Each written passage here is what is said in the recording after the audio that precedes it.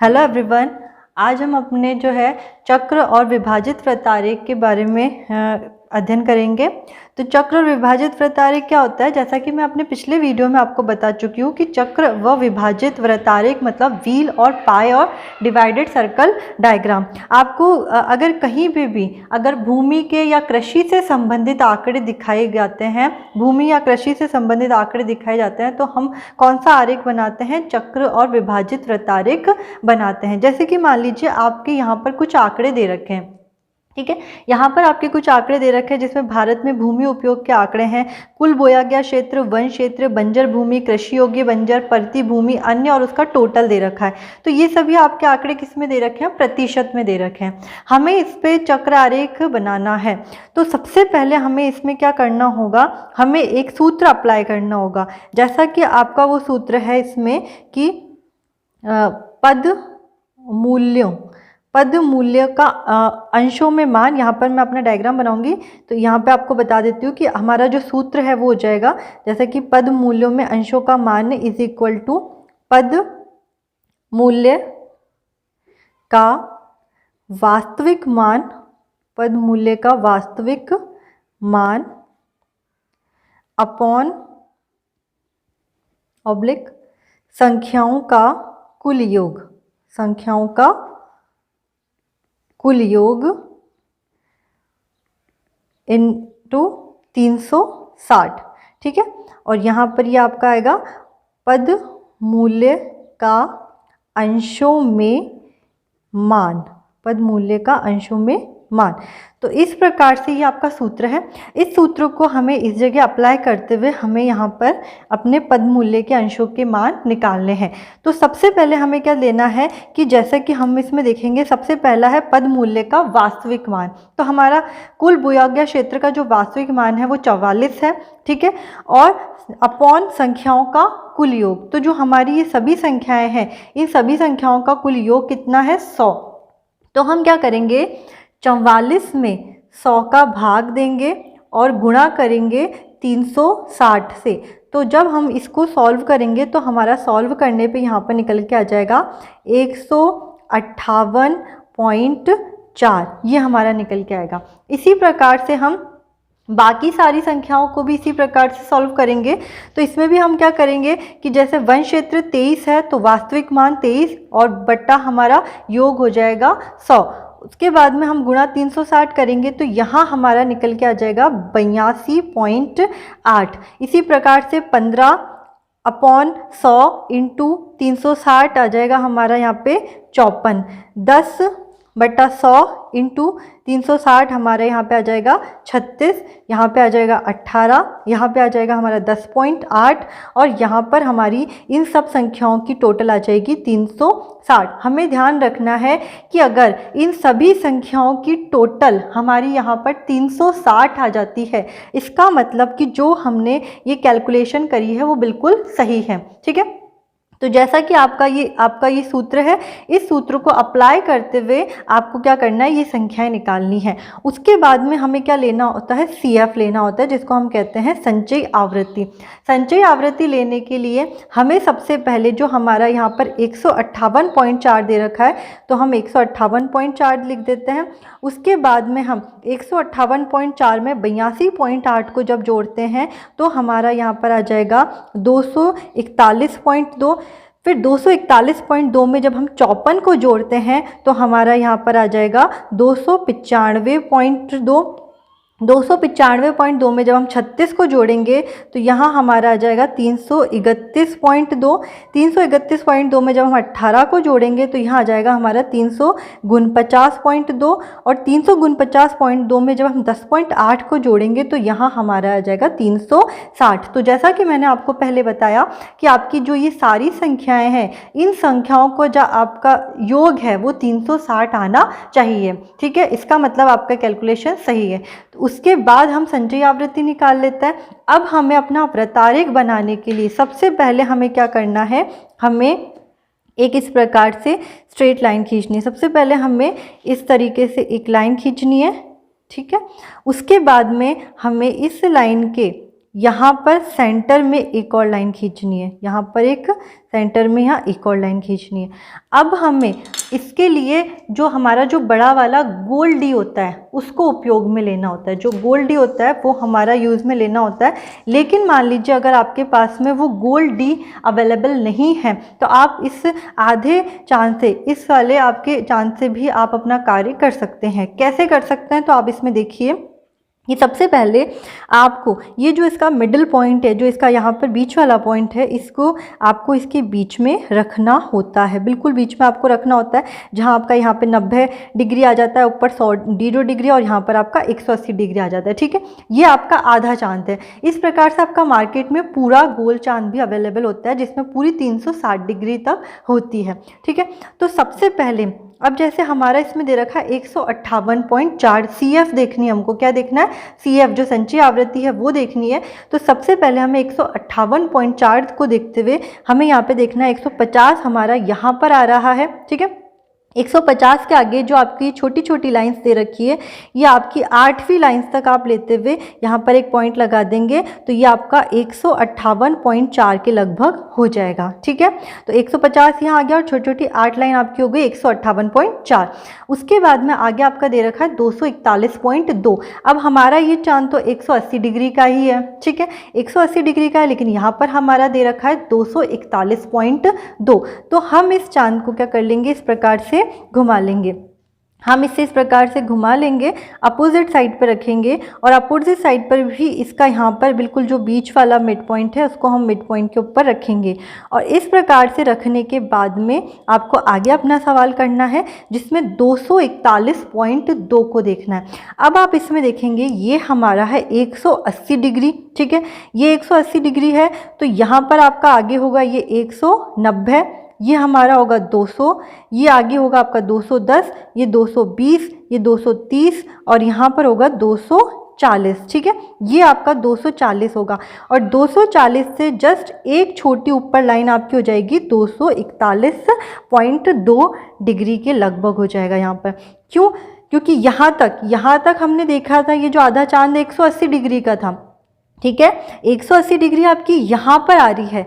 तो हमारे पास जब आपका गोल वाला डी अवेलेबल नहीं हो तो आप इसके माध्यम से कैसे करेंगे, जैसे यहाँ 180 है तो यहाँ 190 होगा, ये आपका 200, ये 210, 220, 230, 240 और जस्ट उससे एक छोटी आगे लाइन 241.2 पे हम अपना टिक मार्क लगा लेंगे। आगे अपना है 295.2। ठीक है, तो जब हमारा 240 यहाँ पर आ रहा है तो 250 यहाँ पर, 260 यहाँ पर, 270 यहाँ पर होगा आपका, ये 270 होगा। ठीक है, 270 के आगे यहाँ 280, ये 290 और यहाँ पर आपके 295.2 के लगभग आ जाएगा। मतलब 290 के आगे छोटी छोटी 5 लाइन आगे लेकर आप 295.2 पर अपना टिक मार्क लगा देंगे। आगे अपना है 331.2। तो 331.2 के लिए हम क्या करेंगे, जैसे यहाँ हमारा 290 था तो ये हमारा हो जाएगा 300, ये हो जाएगा 310, ये 320 और ये 330 और जस्ट उसकी एक छोटी सी आगे लाइन जो होगी वो होगी 331.2। तो यहाँ हमारा 331.2 पे लग जाएगा। आगे है 349.2, तो इसके लिए ये आपका 330 है, ये आपका 340 है, यहाँ पर आपका 350 है। तो 350 से जस्ट एक पहले, ठीक है, ये आपका 340 है, ये 350 है, तो 340 और 350 यहाँ 50 के जस्ट एक पहले 349.2 पे हम एक पॉइंट लगा लेंगे और लास्ट आपका 360 पे आपका लास्ट पॉइंट आ जाएगा 360 पे। तो इस प्रकार से हम अपनी CF को देखते हुए, संचयी आवृत्ति को देखते हुए 158.4, 241.2, 295.2, 331.2, 349.2 और 360 डिग्री के ऊपर हम अपने क्या लगा लेंगे, पॉइंट्स लगा लेंगे इस प्रकार से। अब हम क्या करेंगे, इस चांदी को हटा देंगे। इसको हटाने के बाद हम अपने स्केल की सहायता से हम क्या करेंगे, जो हमने पॉइंट्स लिए हैं इन पॉइंट्स को हम अपने मिड पॉइंट से मिला लेंगे। ठीक है, इन पॉइंट्स को हम क्या करेंगे, अपने मिड पॉइंट से मिला लेंगे। तो जैसे सबसे पहला पॉइंट था हमारा ये वाला, तो हमने इसको अपने मिड पॉइंट से मिला लिया इस प्रकार से। उसके बाद में हमारा दूसरा पॉइंट है ये वाला, तो तो हम अपने दूसरे पॉइंट को भी यहाँ पर मिला लेंगे इस प्रकार से मिड पॉइंट से यहाँ से, ठीक है। इस प्रकार से हमारा जो तीसरा पॉइंट है ये वाला, तो हम अपने तीसरे पॉइंट को भी मिला लेंगे इस प्रकार से यहाँ से, ठीक है। आगे हमारा चौथा पॉइंट है तो इसको भी हम मिला लेंगे अपने मिड पॉइंट से, चौथा वाला भी। और फिर हमारा पांचवा और छठा जो लास्ट का पॉइंट है इसको भी हम अपने मिड पॉइंट से मिला लेंगे।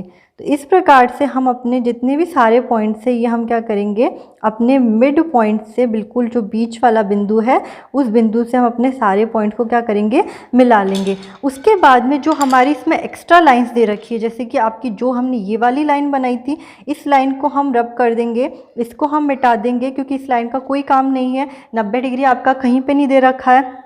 इसी प्रकार से जो हमारी ये नीचे वाली लाइन है 180 डिग्री की, इसको भी हम मिटा देंगे क्योंकि इसमें आपका 180 डिग्री भी कहीं नहीं दे रखा है। यहाँ पर आपकी 270 डिग्री की लाइन है तो इसको भी हम मिटा देंगे क्योंकि 270 डिग्री भी आपका कहीं नहीं दे रखा है। तो इस प्रकार से हम इन तीनों लाइनों को क्या कर देंगे, मिटा देंगे। क्यों? क्योंकि आपके 90 डिग्री, यहाँ पर 180 डिग्री और 270 डिग्री की यहाँ पे कोई डिग्री नहीं है, तो हम उन लाइन को मिटा देंगे, लेकिन 360 डिग्री वाली लाइन को रखेंगे क्योंकि 360 डिग्री हमारी लास्ट में यहाँ पर क्या है, दे रखी है।